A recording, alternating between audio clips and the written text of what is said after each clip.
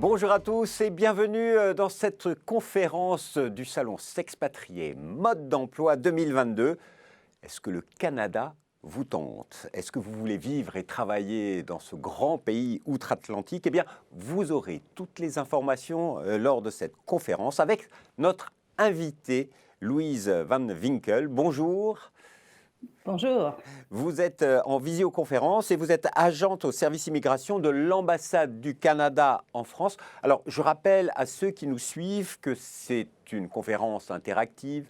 Vous pouvez poser vos questions à Madame Van Winkel. Pour cela, vous allez dans l'icône qui est en bas de la fenêtre de streaming. Posez vos questions. Je les reçois sur le plateau et on lui posera vos questions. On y consacrera en tout cas les 15 dernières minutes de cette heure que nous allons passer ensemble. Mais pour commencer, Madame Van Winkel, le Canada, on y parle français un petit peu partout ou pas? Oui, je vous donne un exemple. Souvent, on pense que c'est uniquement au Québec qu'on parle français. Moi-même, je suis de l'Ontario. J'ai fait ma scolarité en français. J'ai pu travailler dans les 2 langues. J'ai vécu aussi au Manitoba avant de venir en France. Donc, de par mon expérience et aussi, par toute l'information qu'on peut trouver sur le site que vous voyez à l'écran, c'est le site de la Fédération des communautés francophones et acadiennes du Canada. Il y a des communautés francophones à travers le Canada. C'est un pays bilingue, ça ne veut pas dire pour autant que tout le monde maîtrise les 2 langues officielles, mais comme on verra au fur et à mesure de la présentation, le Canada donne poids égal aux 2 langues officielles, donc le français et l'anglais. Alors, rentrons dans le vif du sujet pour ceux qui nous suivent et qui sont peut-être tentés par l'expérience canadienne. Est-ce que le Canada recrute?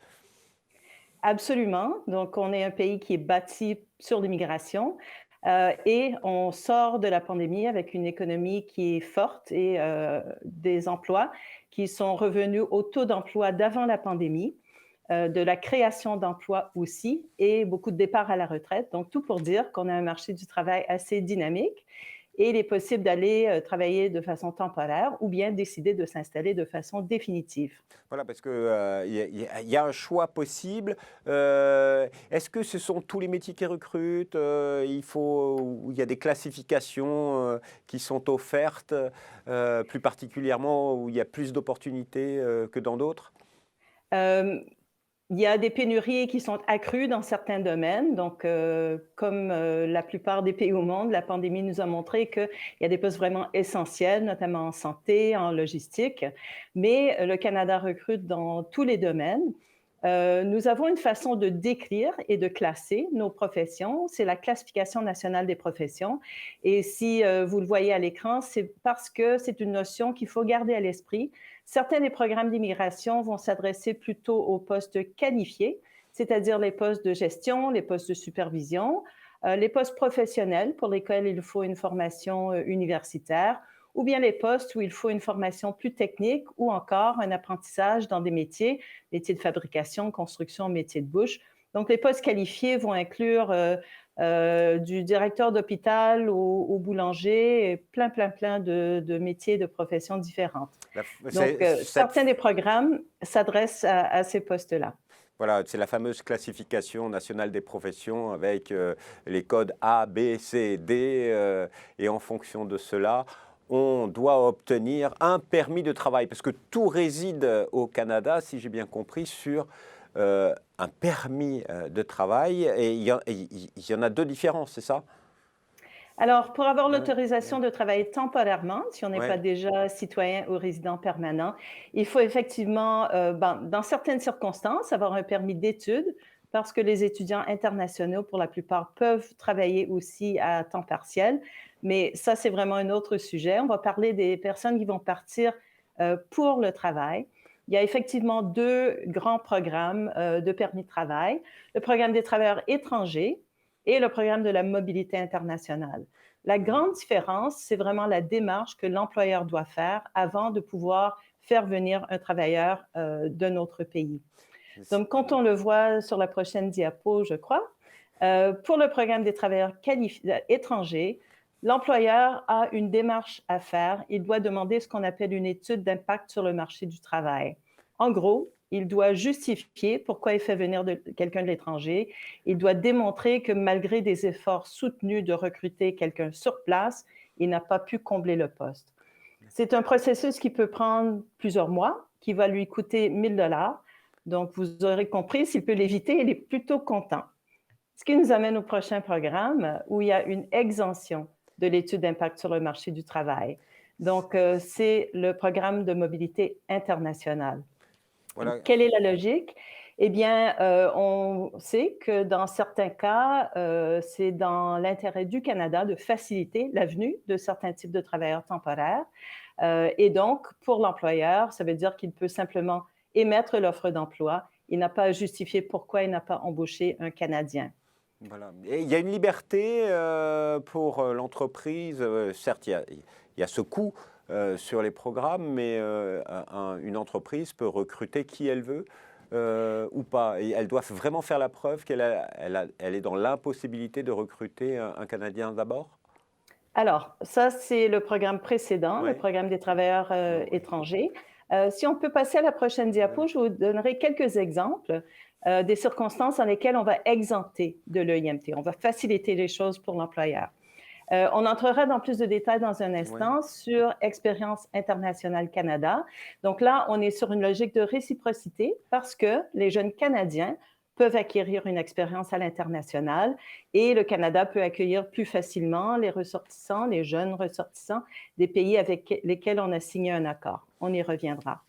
Il y a des accords internationaux, par exemple. Il y a un accord de libre-échange entre le Canada et l'Union européenne.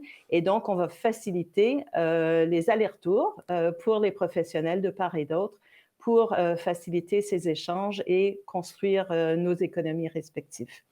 Il y a aussi des avantages importants pour le Canada. Un entrepreneur qui va monter son entreprise, mais pas forcément rester à long terme, ben, on va lui permettre de venir créer de la richesse et de l'emploi, bien sûr.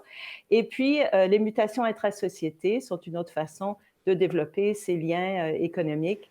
Qu'est-ce que vous entendez par ces mutations intra-sociétés? Parce que je comprends bien, je suis entrepreneur, j'ai un projet d'entreprise au Mhm, Canada, je vais être accueilli favorablement, mhm. donc je n'aurai pas trop de problèmes, je serai exempté de ces fameuses EIMT, si j'ai Oui. bien compris, donc coûts facilités, mais mutation intra-société, c'est quoi exactement? Prenons un exemple, une entreprise française a une ou plusieurs filiales au Canada. D'accord. Ils peuvent envoyer leur cadre supérieur.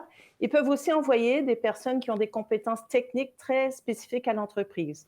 Donc, tout ce que ça prend pour que l'entreprise fonctionne bien et où il n'y aura logiquement pas les compétences sur place parce que c'est de l'expérience et des connaissances propres à l'entreprise.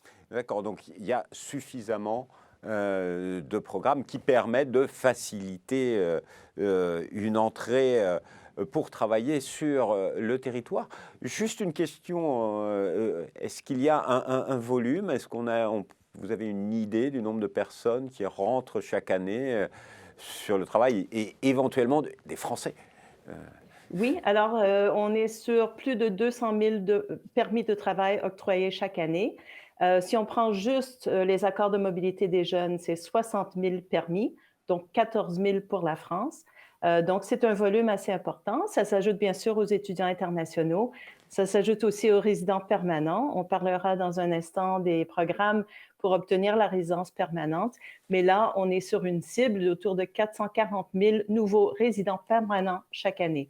Donc, en gros, on veut accueillir plus d'1% de notre population chaque année avec un statut permanent ou temporaire. Alors tout à l'heure, vous m'avez parlé de Expérience internationale Canada.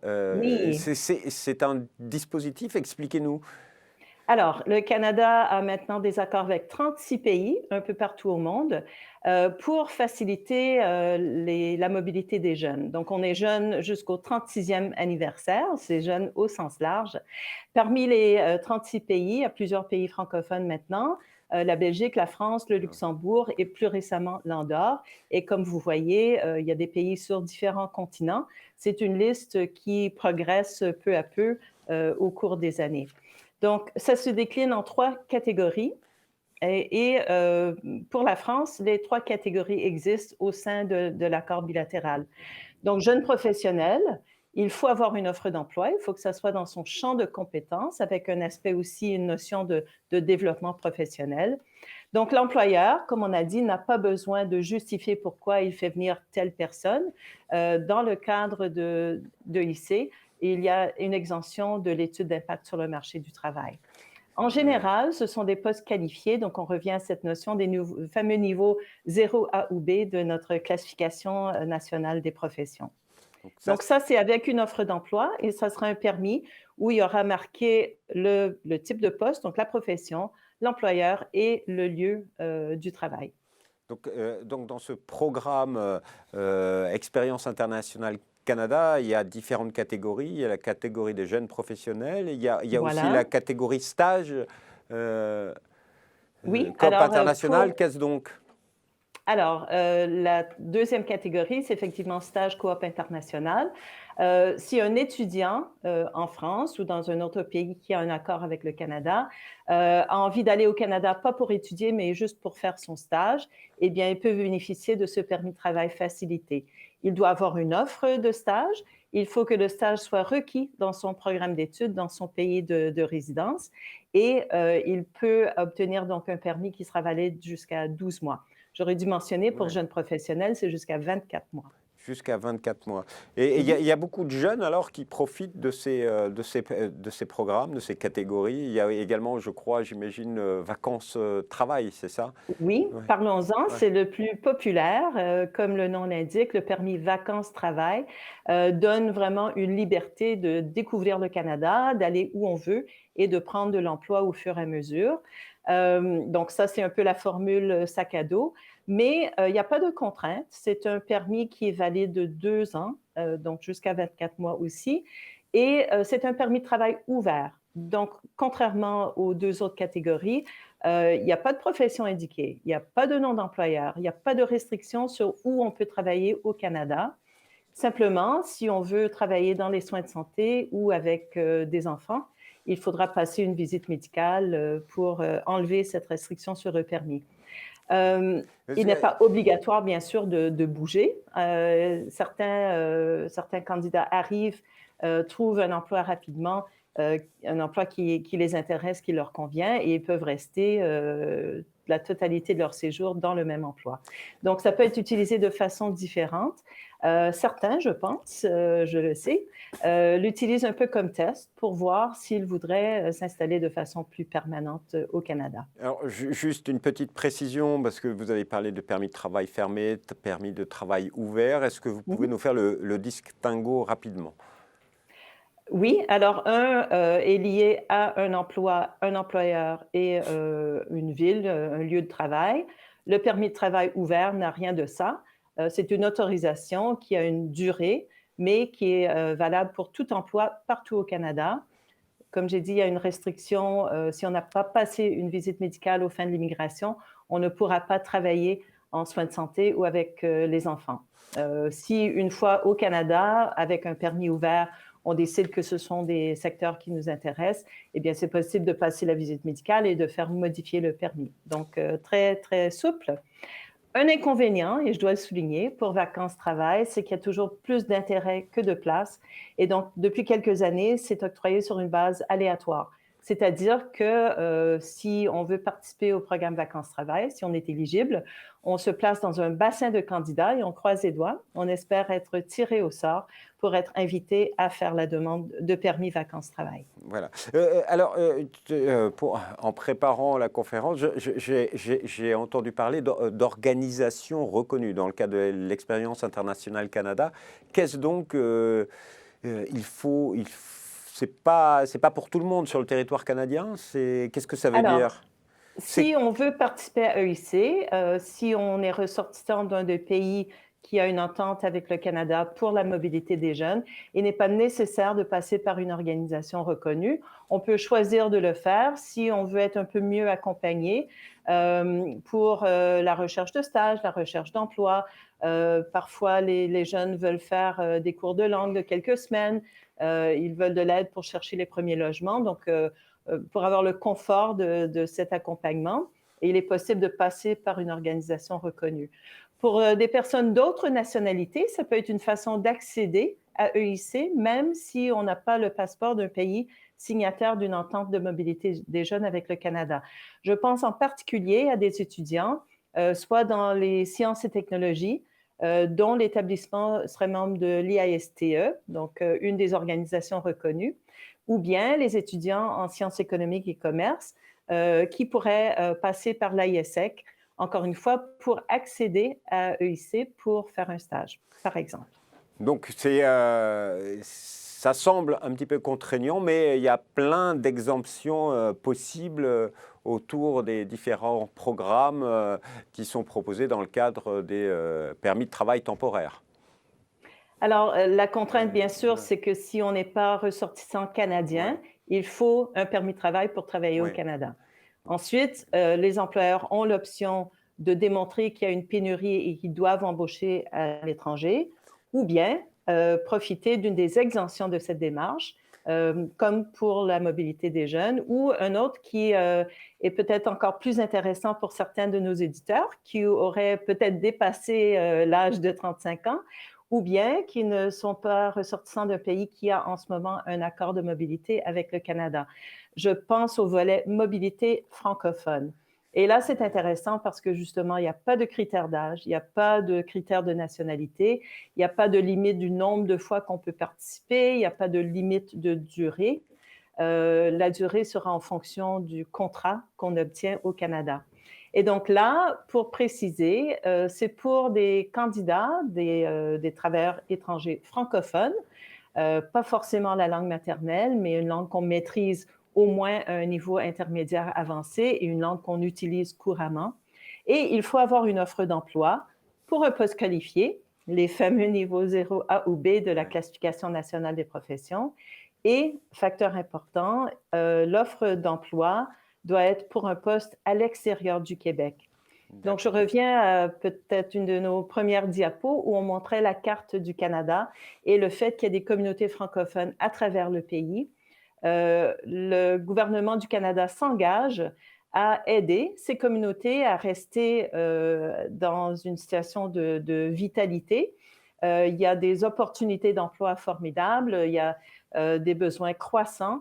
Et donc, ce volet mobilité francophone est une façon de faciliter pour les employeurs l'embauche de francophones et peut-être de piquer la curiosité de candidats francophones qui n'avaient pas songé à toutes ces différentes destinations à travers le Canada, de la côte atlantique à la côte pacifique et dans les territoires qui sont dans le Grand Nord canadien également. Alors, on va prendre tout de suite une question parce que c'est une question de Claire. Bonjour, la mobilité francophone permet-elle de travailler en dehors d'une communauté francophone du Canada?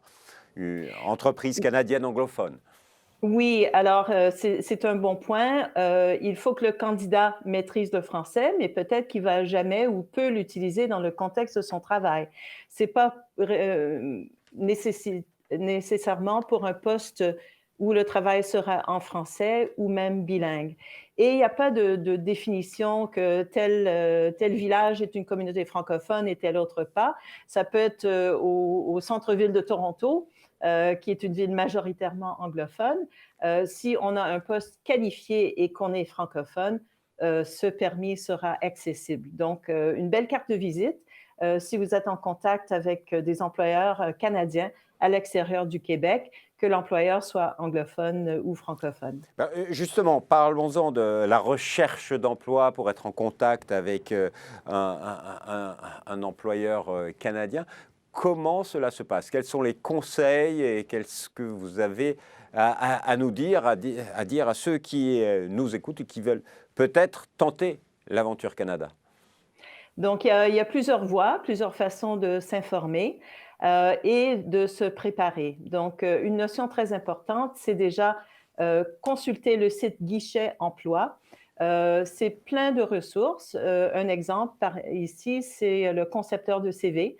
Donc, pour être sûr que votre CV sera aux normes canadiennes, ce n'est pas nécessaire d'utiliser ce format, mais il y aura vraiment des conseils très pratiques, très concrets. Le CV au Canada, depuis, je tentais de dire toujours, depuis que j'ai fait mon premier CV, je ne vous dirai pas en quelle Ouais. année, on ne met pas de photo, on ne met pas sa date de naissance ou son âge, on ne dit pas si on est homme ou femme, on n'indique pas sa nationalité, la situation matrimoniale, les enfants à charge, le permis de conduire.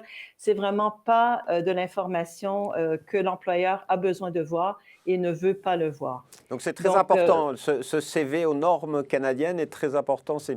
Voilà, il faut connaître ça et savoir cette technique parce que au Canada, les CV sont anonymes quelque part. ce qu'on appelle le CV anonyme ici Ouais. maintenant, ça correspond très, très justement Ouais. au CV canadien tel qu'on les rédige depuis toujours.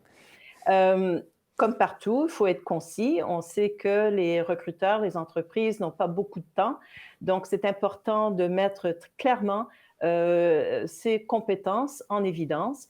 Un employeur canadien sera intéressé par les diplômes vraiment dans un dernier lieu, je dirais, sauf si c'est pour une profession très pointue qui ne s'improvise pas, qui ne s'apprend pas sur le tas. Là, bien sûr, il voudra voir que le diplôme est adéquat, mais on commence avec les compétences et Et on commence toujours avec l'expérience la plus récente. donc tout ça, on le trouve sur le guichet emploi.cg.ca avec des aides à la rédaction du CV. Exactement, Voilà. mais ce n'est pas le seul outil Ouais. intéressant, qu'on soit au Canada ou à l'étranger. C'est le portail de l'emploi du gouvernement du Canada et donc, il y aura, à tout moment des milliers d'offres d'emploi. On peut faire une recherche, comme on voit dans cet exemple, par, titre de profession, par mots-clés et la ville qui nous intéresse. Donc là, on voit quelques résultats. Un mot là-dessus, le marché du travail au Canada est un marché qui est très caché. D'accord. On sait que 80 des postes au Canada ne sont jamais affichés. C'est pas que les employeurs sont paresseux, c'est que les choses tournent vite. Quand on donne un préavis au Canada, c'est pas 3 mois, c'est une semaine ou 2. Donc souvent, si un poste se libère, eh bien l'employeur a besoin de quelqu'un rapidement pour le combler. Et puis, les employeurs auront plus l'habitude de se tourner vers leurs collaborateurs, vers leurs contacts, leur réseau, pour dire, vous ne connaissez pas quelqu'un qui. Donc, beaucoup se fait aussi par candidature spontanée, par bouche à oreille, par le réseautage. Mais alors comment on Mais sur fait? Mais alors voilà. comment fait-on, nous, Français, voulant trouver une offre d'emploi pour accéder à ce marché caché? C'est les réseaux sociaux, c'est de l'échange, il faut En vraiment... partie. Donc, on va approfondir la recherche sur Guichet emploi, pas se limiter aux offres qui sont affichées, mais regarder aussi les perspectives d'emploi dans la ville qui nous intéresse ou les villes qui nous intéressent. Regarder aussi les professions connexes, c'est-à-dire des professions qui n'ont pas le même intitulé, mais où les compétences que je peux apporter pourraient intéresser un employeur. Donc, élargir sa recherche à d'autres professions, à d'autres métiers. Et Euh, Après ça, il faut enquêter donc sur le marché du travail, euh, province par province, ville par ville et secteur d'activité par secteur d'activité.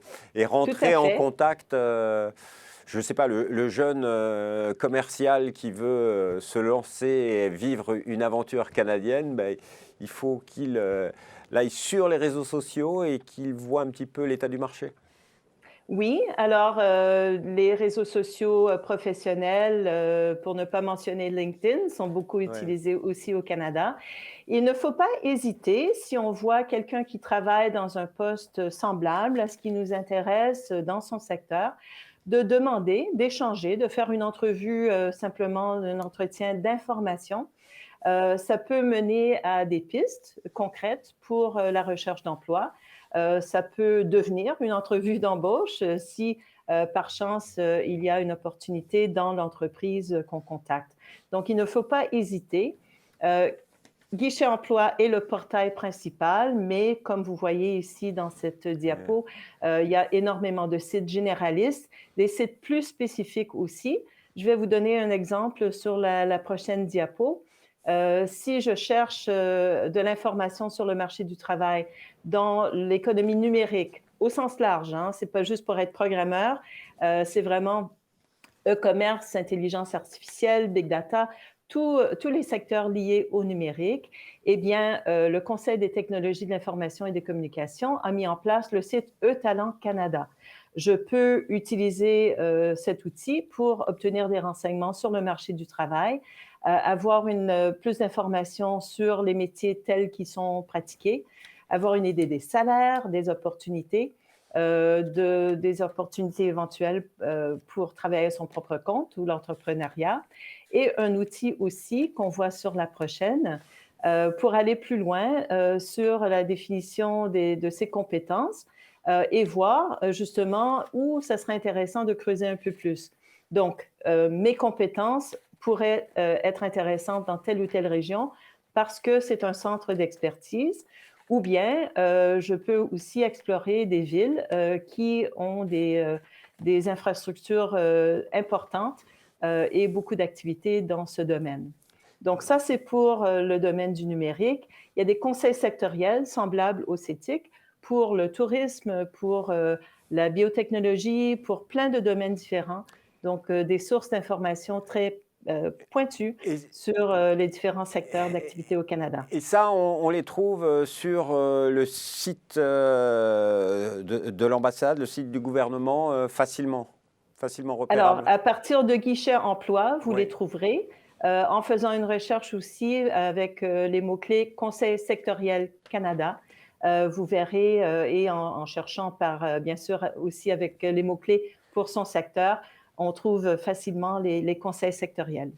Le pays est très digital, si je comprends bien. Alors, merci pour ces conseils sur cette approche, comment trouver les offres, trouver des perspectives d'opportunités sur lesquelles on pourra candidater. Alors là, on a quand même parlé jusqu'à présent que des permis de travail temporaires pour résider de manière permanente au Canada. Comment cela se passe? Alors là aussi, il y a une multitude de programmes qui permettent de devenir résident permanent. Donc, des fois, on peut avoir peur en disant, ah, il y a trop de programmes, mais c'est justement parce que on n'a pas tous le même parcours. Les employeurs au Canada, les économies régionales n'ont pas les mêmes besoins. Et donc, le gouvernement du Canada, pour pouvoir vraiment répondre aux opportunités et aux besoins du Canada, a créé plusieurs programmes qui permettent d'accéder à la résidence permanente. On ne va pas entrer dans les détails sur tous les programmes, n'ayez crainte. Simplement pour souligner que le Canada est une fédération, donc beaucoup moins centralisée qu'un pays comme la France. C'est un peu plus comme l'Europe, dans le sens où des grands sujets comme l'éducation, les soins de santé sont gérés pas par le gouvernement du Canada, mais par chaque province et chaque territoire. Il se trouve que l'immigration est une responsabilité qui est partagée entre les deux niveaux de gouvernement, le gouvernement fédéral, le gouvernement du Canada, et les gouvernements de chaque province et territoire. Et ça peut être à géométrie variable. Donc, il y a une entente signée entre le gouvernement du Canada et chaque province. Le Québec sélectionne tous ses immigrants économiques, alors que pour le reste du Canada, les provinces, les territoires vont recevoir des nouveaux arrivants, soit via des programmes fédéraux ou bien par leurs programmes propres, les programmes des candidats des provinces et des territoires. D'accord. Et il y a un dispositif qui s'appelle Entrée Express. Qu'est-ce que Alors, c'est? le système Entrée Express couvre des programmes fédéraux, plus une partie de la catégorie des candidats des provinces. Pour résumer, ça concerne nos fameux niveaux 0 A ou B, donc les postes Ouais. de gestion, de supervision, postes professionnels, techniques et les métiers spécialisés. Il faut avoir au moins une année d'expérience professionnelle n'importe où au monde. Il faut avoir un niveau au moins intermédiaire avancé, soit en français, soit en anglais, et le démontrer par un test de langue. Et je vais anticiper une question. Oui, même si le français est votre langue maternelle, même si vous avez un doctorat en littérature française, on va vous demander de passer le test pour que tout le monde soit à la même enseigne et qu'on ait une évaluation objective. D'accord. Euh, Mais à moins d'avoir fait des études au Canada, il faut faire évaluer son diplôme le plus élevé pour qu'on puisse vous accorder le maximum de points pour les études. Et à moins d'être déjà au Canada en train de travailler avec un permis de travail temporaire, avoir assez d'économies pour les premiers mois au Canada. Ce sont les bases pour pouvoir créer son profil Entrée Express. et ça, ça se fait sur quel site internet? Canada.ca et ensuite soit /immigration ou bien directement /entrée express. Alors, quand vous dites entrée express, je me dis que ça se fait rapidement. C'est le Il y cas, a le oui. mot express, effectivement. Donc, il y a une partie qu'on ne maîtrise pas. Combien de temps ça va prendre pour que la personne passe les tests de langue, mette ses sous de côté, fasse l'évaluation des diplômes. Euh, un autre facteur qui peut être variable, c'est une fois qu'on a créé le profil Entrée Express, il y a des invitations à passer à l'étape de la résidence permanente. Et là, en fait, les candidats sont en concurrence les uns avec les autres. Si la semaine prochaine, on veut 1000 nouvelles demandes dans la catégorie des travailleurs qualifiés, eh bien, on va prendre les 1000 candidats qui se qualifient dans cette catégorie et qui ont le meilleur score. Donc, des points attribués pour l'âge, le niveau d'études, le nombre d'années d'expérience, les compétences linguistiques, etc. D'accord. Donc, une fois qu'on a été invité, on a 60 jours pour soumettre la demande. Une fois la demande soumise, les demandes sont traitées dans une période de 6 mois. Donc là, on est rendu à la partie express. D'accord. Mais tout à l'heure, vous parliez de programmes, de programmes des provinces avec les différentes provinces, parce que c'est un grand pays. Mhm. Et c'est vrai que si on est français, qu'on cherche à devenir résident permanent, donc il faut s'intéresser à des programmes régionaux. Est-ce que quels sont les conseils que vous nous donneriez sur ces programmes? Ben, tout d'abord, je préciserai qu'on soit français ou autre, il n'y a aucune différence, peu importe le pays de nationalité ou de résidence. Les démarches seront pareilles. Et c'est seulement dans les accords de mobilité des jeunes, qui sont des accords bilatéraux, que la notion de nationalité, de quel passeport je possède, entre en ligne de compte. Pour le reste, les démarches pour les permis de travail et pour la résidence permanente sont pareilles. Peu importe le pays d'origine. Donc, D'accord. effectivement, ça peut être intéressant d'explorer les différentes parties du Canada. On a tendance à connaître certaines villes. Hein. Moi, je parle parfois du phénomène MTV, Montréal, Toronto, Ouais. Vancouver, qui sont dans les provinces du Québec, de l'Ontario, de la Colombie-Britannique. Il y a 10 provinces, il y a 3 territoires, donc c'est important d'explorer. Je pense avec la pandémie, on a vu, moi j'habite toujours à Paris, mais il y a beaucoup de gens qui ont choisi d'aller vers des régions un peu moins denses. Les habitudes de télétravail aussi nous ont montré qu'on peut faire des choix de vie en regardant bien sûr les opportunités professionnelles. Donc je pense que c'est un moment particulièrement intéressant pour élargir un peu les horizons, avoir les différentes possibilités. Donc, les provinces peuvent sélectionner un certain nombre de leurs immigrants, soit en se connectant à Entrée Express. Donc, si je suis candidate dans le bassin Entrée Express et j'ai coché 3 provinces comme étant des destinations qui m'intéressent, eh bien, les officiels de ces 3 provinces-là peuvent voir qu'il y a quelqu'un, mais ils n'ont pas mon nom, ils n'ont pas mon numéro de téléphone, mais ils verront qu'il y a quelqu'un avec tel type de diplôme, de l'expérience dans telle profession, telle compétence linguistique. Ils pourraient me contacter pour proposer qu'on discute d'une possibilité d'une nomination par la province.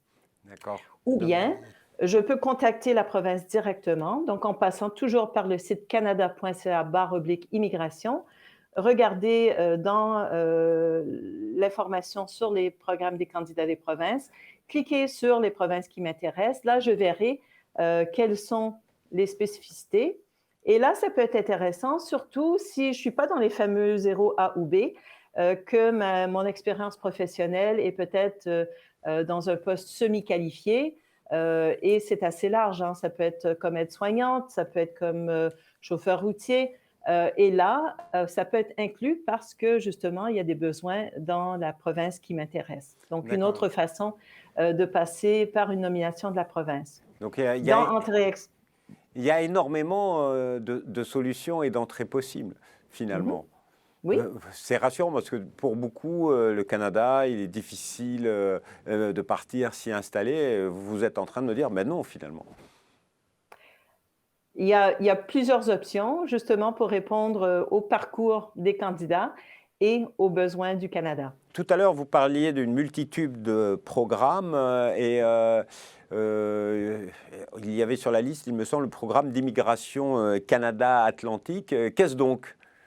Alors, le Canada atlantique, ce sont les 4 provinces sur la Ouais, côte atlantique du Canada, la côte est ouais. du Canada, Terre-Neuve et Labrador, l'île du Prince-Édouard, la Nouvelle-Écosse et le Nouveau-Brunswick. Donc, ce programme répond aux besoins très spécifiques des employeurs. L'employeur qui souhaite participer est accrédité en quelque sorte par la province, fait son recrutement, décide d'un candidat qu'il veut embaucher, candidat ou candidate bien sûr, et va tout de suite aussi établir une relation avec les services qui vont accompagner ce nouvel arrivant dans son installation. Donc, le candidat arrive avec un emploi qui l'attend, avec tout un réseau de services. S'il a besoin de cours d'anglais, s'il a besoin d'aide à trouver un logement, si son conjoint, sa conjointe a besoin de services en recherche d'emploi, si les enfants ont besoin d'être inscrits à l'école. Donc, tous ces aspects vraiment pratico-pratiques de la vie quotidienne. D'accord. L'employeur transmet donc cet ensemble pour une demande d'approbation à la province. Quand la province donne son feu vert, le candidat peut à la fois déposer sa demande de résidence permanente et aussi demander un permis de travail temporaire si l'employeur a besoin de lui plus rapidement. Et donc ça, c'est pour 4 provinces. Donc il y a d'autres programmes également qu'il faut présenter à ceux qui nous écoutent? Oui, alors il y a ce qu'on appelle des projets pilotes, des programmes pilotes. C'est l'occasion de faire des essais, de reconnaître des besoins et d'essayer de trouver des solutions. Donc, dans le programme pilote d'immigration dans les communautés rurales et du Nord, on a identifié des besoins. Donc, on parlait des 4 provinces atlantiques. Là, on continue vers l'ouest, en commençant par l'Ontario, en allant jusqu'à la côte pacifique en Colombie-Britannique pour le moment, avec 11 communautés qui ont des besoins, qui ont envie d'accueillir des nouveaux arrivants et qui sont moins connus à l'international. Ouais. Donc, en participant à ce programme, ils ont travaillé très fort pour rassembler un maximum d'informations qu'ils ont mis en ligne sur un site web, donc pour chacune de ces villes, qui va parler de l'environnement, du mode de vie, des opportunités de travail, avec une liste d'emplois et des renvois vers des employeurs qui participent également. Donc, un peu comme le programme Atlantique, l'idée, c'est d'obtenir une offre d'emploi, d'être tout de suite branché avec tous les organismes dans la communauté pour être bien accueilli, pour pouvoir démarrer vite son emploi et son installation. Et là, on est sur tout type d'emploi. Voilà, c'était ma question. C'était Voilà, ma de question. niveau 0 A ou B, mais aussi C et D. Alors, vous me dites qu'il y a beaucoup de programmes pilotes. Il y en a sur des secteurs d'activité en particulier ou pas? Aussi, donc dans le domaine agroalimentaire, par exemple, pour les postes non saisonniers, hein, parce qu'il y a des gens qui viennent pour aider pendant les saisons de récolte, par exemple, même pendant la saison du sucre d'érable, qui est à peu près en ce moment. Mais pour les postes non saisonniers, dans l'agroalimentaire, c'est un autre besoin qui a été identifié. Et donc, là aussi, un programme pilote que j'invite nos auditeurs à explorer si c'est leur secteur d'activité. Donc, énormément de programmes, des offres d'emploi dans tous les secteurs. Alors, on a reçu pas mal de questions. On va bientôt y répondre. Ne vous inquiétez pas, c'est vous qui êtes à l'écoute. Juste globalement, le Canada, pays dynamique, on a quand même vécu une crise sanitaire mondiale. Est-ce qu'aujourd'hui, ça impacte encore le Canada? Et que faut-il savoir si on est français et qu'on est sur le point d'aller s'installer au Canada ou travailler au Canada? Donc, en termes d'emploi, on est revenu au taux d'emploi d'avant la pandémie. Est-ce que ce sont exactement les mêmes emplois? Ben, je pense que comme partout au monde, on a vu que certains secteurs sont vraiment prioritaires et en pénurie. Ce qu'on peut dire, c'est que depuis septembre dernier, les frontières sont réouvertes. On n'a plus besoin d'avoir une raison de force majeure pour voyager au Canada. Depuis le 1er avril, pour les voyageurs entièrement vaccinés, plus besoin de tests avant le départ pour le moment, mais c'est une situation qui évolue. Pour l'instant, ça évolue dans le bon sens, mais la pandémie est assez imprévisible. On voit différentes vagues. Donc, vraiment, la source d'information qui permettra de déterminer est-ce que moi, je peux voyager au Canada en ce moment? Est-ce qu'il y a des démarches que je dois faire avant de partir? Une fois sur place, quelles sont les contraintes? Quelle est la situation dans la partie du Canada où je m'oriente?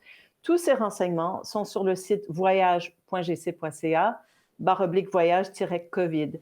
Donc, une forte recommandation de consulter le site avant de planifier un voyage et régulièrement jusqu'au moment du départ. On va passer aux questions. Alors, une question de Marc.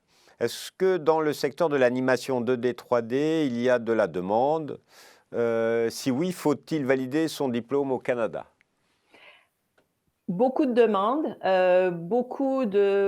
c'est une industrie qui a des pôles forts dans les grandes villes. Je mentionnais Ouais, MTV, ouais. mais avec beaucoup de petites entreprises aussi qui s'installent dans des villes de taille moyenne. J'ai visité, par exemple, à Halifax, à Kelowna, en Colombie-Britannique. Donc, il ne faut pas se limiter aux grandes villes. Vous aurez de l'information sur le site e-Talent que je mentionnais plus tôt dans la présentation. Vous avez aussi, bien sûr, en recherchant les grands noms qui sont connus un peu partout et toutes les petites compagnies autour, il y a énormément de demandes. Ce n'est pas un secteur dans lequel les employeurs regardent les diplômes. Oui, il y a des écoles qui sont très connues et donc ça peut être une belle carte de visite, mais ils voudront voir ce que vous savez faire.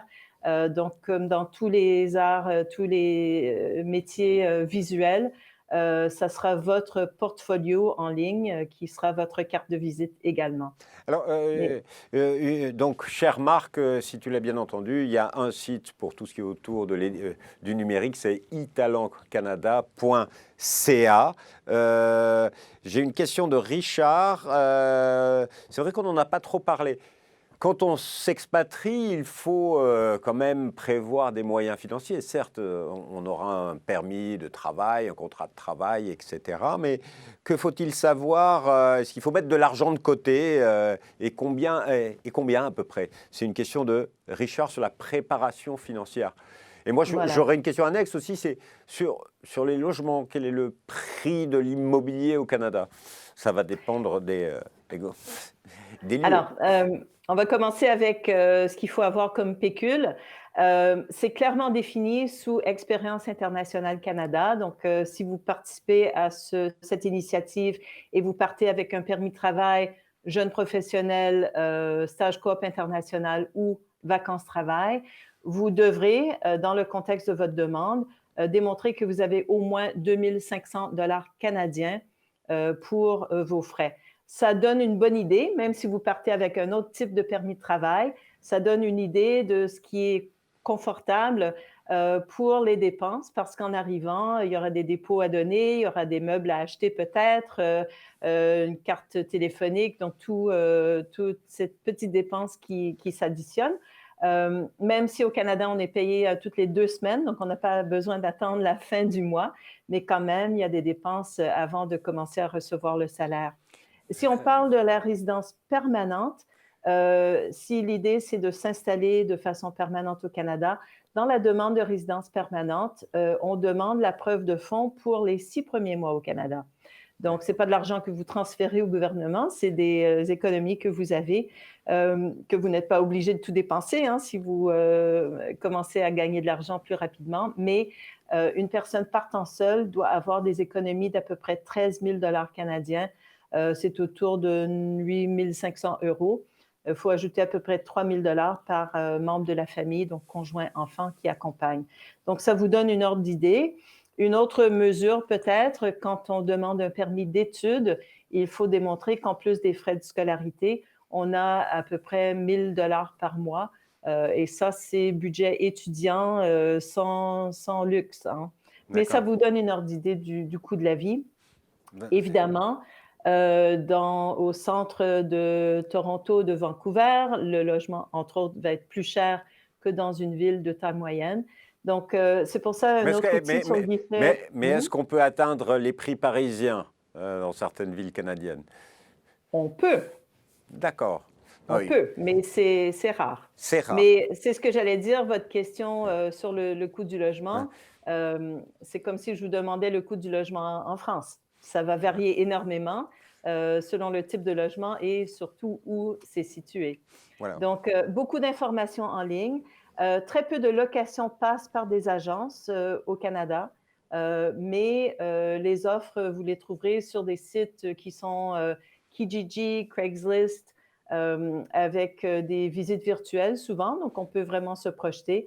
On recommande fortement de ne pas signer un bail à long terme à distance, de trouver un logement temporaire et de prendre vraiment son temps sur place pour décider du quartier où on veut habiter, avoir une meilleure notion des prix et prendre sa décision pour le plus long terme une fois sur place. Alors, j'ai deux questions d'Anne-Lise. Alors, c'est concernant le PVT. Peut-on faire une demande de PVT depuis le Canada si l'on est en stage EIC, par exemple, ou faut-il retourner en France? Donc, c'est une demande qui se fait en ligne. Donc, du moment d'avoir un ordinateur et une connexion, vous pouvez être n'importe où sur la planète. À un certain moment, par contre, il faudra, parce que vous changez de programme, ce n'est pas une prolongation, quand votre demande est approuvée, vous recevez une lettre d'introduction pour le point d'entrée. Et donc, il faut quitter le Canada et entrer à nouveau pour le présenter à un point d'entrée.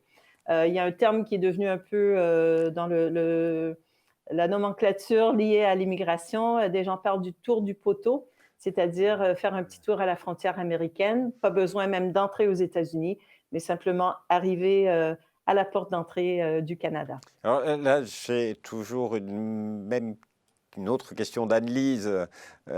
Si on a cumulé je crois que Anne-Lise veut véritablement s'installer au Canada. Si on a cumulé 23 mois de travail en PVT du fait d'un mois de chômage, peut-on quand même faire une demande de résidence permanente? Alors, la résidence permanente n'est pas liée forcément à une expérience de travail au Canada. Si vous avez travaillé au moins 1 an avant de partir au Canada dans un poste qualifié, à la base, pour se qualifier pour la résidence permanente, il faut un minimum d'1 année rémunérée continue dans un poste qualifié. Donc, si vous avez cumulé au moins 12 mois au Canada, pour la catégorie de l'expérience canadienne, par exemple, ça serait valide. Regardez aussi les programmes des candidats des provinces. Au Manitoba, après 6 mois de travail dans la province, vous pourriez vous qualifier pour une nomination de la province. Donc, c'est très variable. Donc, vous n'êtes pas obligé de cumuler 24 mois au Canada. Ce n'est pas un chiffre magique pour la plupart des programmes. J'ai 36 ans et donc je ne suis plus éligible pour un PVT. Quelles options existent pour me permettre de travailler au Canada pour quelques années? Alors, tous les autres programmes. Si c'est plusieurs années, je pense que ça vaut la peine de regarder la résidence permanente. C'est un peu un PVT à vie, dans le sens où vous pouvez travailler n'importe où, avec l'avantage aussi peut-être de plus facilement devenir entrepreneur, retourner aux études, donc vraiment une flexibilité complète, parce qu'avec le statut de résident permanent, plus besoin de permis d'études, de permis de travail ou autre. Vous avez tous les droits qu'un citoyen canadien, sauf le droit de vote. Donc, ça peut être une option si l'idée, c'est de vous installer pour plusieurs années. Sinon, je parlais du volet mobilité francophone. Si vous avez une offre d'emploi pour un poste qualifié, si c'est ailleurs qu'au Québec, la durée sera celle de l'offre. Donc, si l'employeur veut vous embaucher déjà pour 3 ans, 4 ans, vous aurez un permis de travail valide 3 ans ou 4 ans.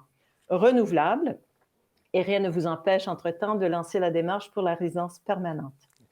Une autre question. Être francophone, est-ce que cela nous favorise dans une immigration pour le Canada? Absolument.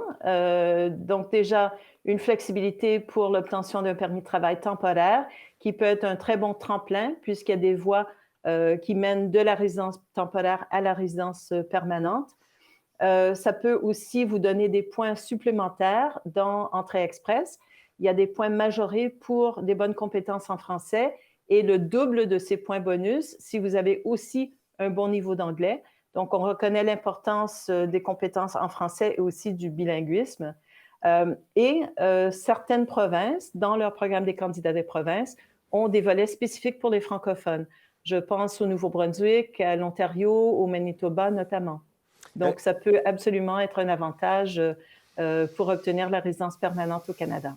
Il y a 2 questions qui me font un petit peu sourire parce que sur la première, je vais vous demander d'être responsable communication du tourisme au Canada. Comment décider où vivre au Canada? C'est selon ses envies. Si on veut absolument pouvoir aller faire du ski chaque samedi, ben, on va s'orienter par ça. Ça peut être par sa profession. Si on est dans un secteur assez spécialisé, lié par exemple à l'exploitation minière ou à l'océan, ben, le choix sera en fonction de ça. Sinon, c'est une question vraiment de mode de vie. Ensuite, je dirais de coup de cœur. Il y a énormément d'informations sur Internet. Dans certaines provinces, ils vont vous aider à organiser ce qu'on appelle un voyage exploratoire. C'était passé en mode virtuel pendant 2 ans, donc il y a toujours pas mal d'informations et même des vidéos qui permettent de vraiment se projeter dans le quotidien de telle ou telle partie du Canada. Si vous avez la possibilité de faire un voyage en personne, pour valider ce que vous avez vu sur Internet, donc voir si c'est vraiment, ça correspond à ce que vous avez imaginé et pas partir simplement pour faire du tourisme, mais vraiment prendre des contacts à l'avance, demander de rencontrer des gens dans votre domaine, pas juste des employeurs potentiels, mais des personnes qui ont des emplois semblables aux vôtres pour vraiment vous informer. Assurez-vous aussi, si vous partez en couple ou en famille, que le choix de destination conviendra à tous. Donc, tous ces aspects-là vont nourrir votre réflexion et votre choix. C'est-à-dire que vous conseillez vraiment, si on a un projet, quand même, d'installation permanente, etc., d'aller sur place, de découvrir la région, la province, la ville dans laquelle on souhaite s'installer, et ce, de tout temps. Si on a cette possibilité, bien sûr. Voilà, hiver comme été. Mais je devrais mentionner aussi qu'on travaille énormément avec les différentes provinces et territoires, avec des municipalités, avec des agences de développement économique de différentes régions, avec un point fort en novembre de chaque année, c'est Destination Canada Forum Mobilité. On revient à du présentiel à partir de novembre 2022 avec 3 jours à Paris, 2 jours à Rabat, donc première édition en Afrique du Nord, et avec aussi une version en ligne. Et là, nous, on peut donner de l'information sur l'ensemble du Canada, sur les programmes d'immigration. Ce genre d'activité vous permet d'être vraiment en dialogue avec des gens qui vivent dans ces parties-là du Canada, qui peuvent vous donner leur juste et répondre à vos questions. Pour la recherche d'emploi aussi, c'est un événement important et nous organisons de plus en plus des salons virtuels en ligne dans différents secteurs économiques. En février, on a fait un salon sur la petite enfance, l'enseignement primaire et secondaire et l'enseignement du français langue seconde. Donc, preuve aussi que les compétences en français dans des secteurs comme l'éducation sont très, très en demande au Canada. Et puis, n'oublions pas que les services publics de l'emploi ont très souvent des équipes spécialisées en mobilité internationale. Je pense à Pôle emploi avec leurs équipes de mobilité internationale. Je pense en Belgique à Actiris, au Forum, au Maroc à l'ANAPEC, à l'ANETI, la TCT en Tunisie et j'en passe. Donc, une autre source d'information et des liens vers des possibilités d'emploi parce que de plus en plus d'employeurs canadiens font appel à ces services publics de l'emploi tout au long de l'année pour afficher des postes et avoir cette mise en contact avec des candidats qualifiés francophones. Alors, une toute dernière question, parce qu'on a parlé énormément d'emploi, de programmes pour des jeunes, etc. Mais le Canada attire, c'est un beau pays, il donne envie à certains de venir s'y installer, notamment des retraités. Et voilà la question d'Abbé. Quelles sont les conditions pour émigrer durant sa retraite au Canada? Est-ce qu'il y a un âge limite pour émigrer et prendre sa retraite canadienne? Alors, il n'y a pas de catégorie de retraités. Il n'y a pas d'âge limite non plus techniquement pour faire une demande économique, mais la notion de faire une demande comme travailleur qualifié ou dans les métiers spécialisés ou sélectionné par une province, c'est qu'on va entrer sur le marché du travail au Canada, qu'on va contribuer, bon, par son travail, mais aussi par ses impôts, avant de commencer à toucher une retraite et arriver à un âge où on aura besoin statistiquement de plus de soins de santé et de prise en charge éventuelle par les services sociaux, hein, d'accompagnement. Donc, si on veut aller au Canada sans la notion de travailler, on peut aller comme visiteur. On a absolument le droit d'acheter le chalet au bord du lac ou le petit appartement coquet au centre-ville. Même si on n'a pas le statut de résident permanent ou la citoyenneté canadienne. On peut être admis pour jusqu'à 6 mois et on peut demander une prolongation si on n'a pas envie de faire un voyage et revenir. On peut faire une demande en ligne de prolongation, mais il faudra démontrer qu'on a des ressources financières et une couverture médicale, une mutuelle, parce qu'on n'entre pas dans le système social canadien dans ces circonstances-là. Alors, on va s'arrêter là pour les questions-réponses. Il y a quand même une dernière question qui est toute naturelle. Quelles sont les ressources pour en savoir plus sur le Canada et pour s'expatrier, vivre et travailler au Canada?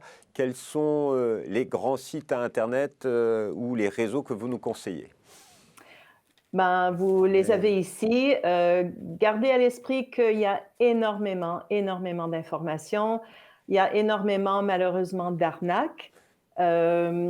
Même avec une bonne volonté, quelqu'un qui affiche de l'information sur son propre parcours, ben, les programmes, comme vous voyez, changent. Les conditions changent, les délais de traitement changent. Donc, c'est toujours intéressant, bien sûr, d'apprendre du vécu de différentes personnes. Mais pour les démarches administratives, il faut absolument se fier au site officiel, en commençant par le site du gouvernement du Canada, canada.ca. Toute l'information sur tous les types de visas, de permis, de programmes de résidence permanente se trouve dans l'onglet Immigration. Voilà, et donc il y a aussi www.france.gc.ca qui est le site de l'ambassade. De l'ambassade du Canada en France. Pour ceux qui nous suivent peut-être d'autres pays, ben, la formule sera la même. Remplacez France par le nom de votre pays et vous trouverez la mission responsable de votre chez vous. Et puis, il y a le guichet emploi.ca. Là, vous nous en avez parlé pendant l'heure, oui, qui est vraiment riche en informations sur tous les programmes, sur les offres et sur les procédures. Il est très riche, celui-là. Et c'est le site qu'il faut absolument connaître par cœur si on veut partir au Canada. Oui, entre autres pour le CV, les modèles de CV au mode canadien, des astuces pour les entretiens d'embauche, plein d'informations. Très bien. Et bien sûr, il y a tous les réseaux sociaux. Alors, vous avez parlé du forum. Il faut parler de Forum Destination Canada. Le site internet, c'est bien celui qui s'affiche www.canada.ca/forum-destination-canada. Exactement. Donc, il y a des renseignements d'enveloppe. Ça sera mis à jour une fois qu'on a plus de précision sur la prochaine édition qui aura lieu en novembre. Mais c'est là aussi que vous allez trouver d'autres activités et surtout, et j'invite tout le monde à le faire, l'inscription à notre infolette mensuelle. Donc, tous les mois, des renseignements sur nos prochaines activités, des articles des différents réseaux en immigration francophone à travers le Canada, en dehors du Québec. Donc, une autre façon d'obtenir des renseignements sur les différentes parties du Canada, des renseignements sur différents secteurs d'activité. Donc, vraiment une richesse d'informations dans notre infolettre mensuelle. Paris Destination Canada. Merci infiniment, Madame Van Winkle. Merci pour votre participation. Merci aux équipes qui ont produit, étaient derrière les caméras en régie pour vous proposer cette conférence en live. Merci à la modératrice Asleg, j'espère que je prononce bien son prénom, qui m'a donner toutes les questions qui étaient sur le chat. Je vous remercie encore une fois et je remercie bien évidemment l'ambassade du Canada pour toutes les informations qui nous ont été données. Merci à vous encore, Madame Louise Van Winkle. Et on se retrouve bientôt pour une nouvelle conférence. Je vous rappelle des conférences que vous pouvez retrouver sur le replay de la chaîne YouTube du salon s'expatrier.com. Au revoir et à bientôt.